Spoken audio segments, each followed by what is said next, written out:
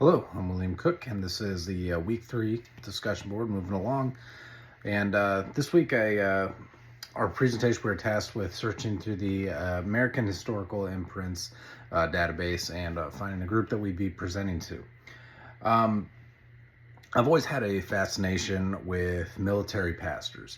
I've done research on Peter Muhlenberg in the past, the fighting pastor. Patriot movie had a character based off him, very influential and very important. And during the American Revolution, ministers, pastors, everybody was assigned to a regiment. The leaders of the country at the time felt that it was very important to instill them and have them play a role in the military.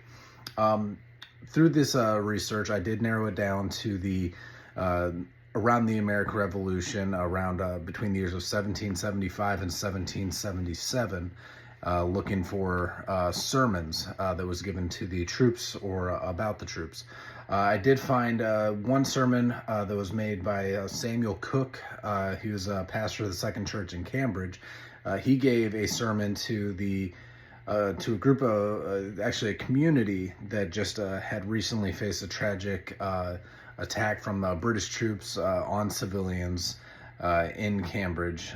So he gave I pulled from one of his sermons, and another one I looked at was a sermon that was actually given to the troops in battle on Thanksgiving, and this was by Isaac Mansfield, chaplain to General Thomas's regiment in the Continental Army. I've designed a presentation that would be directly to the Chaplains Association, the Military Chaplains Association. They are enlisted personnel officers in the military. They do serve a contract, and I think this presentation would be great to give to them because personally serving in the Marine Corps, I know that the history of the Marine Corps was very much highlighted, very much instilled to current leaderships, and you can draw from past experiences and past stories, past exploits, and apply them to today. I think it's an amazing story to tell, the pastors in the Revolutionary War, the ones that served in the regiments, and I would certainly design a presentation that is catered to the different roles of pastors. Some actually took up arms, some actually they handed out Bibles to the soldiers. They were instituted to boost morale, to provide a moral compass to the soldiers that were fighting in battle. The Founding Fathers felt it was very important, and certainly invested in the clergy. I would certainly pull from many different stories. I would pull from the sermons because I think that is a great source to use for the message of the pastors and the chaplains themselves. Peter Muhlenberg is one that I very famously said. I've done papers on him in the past, and he has a famous line.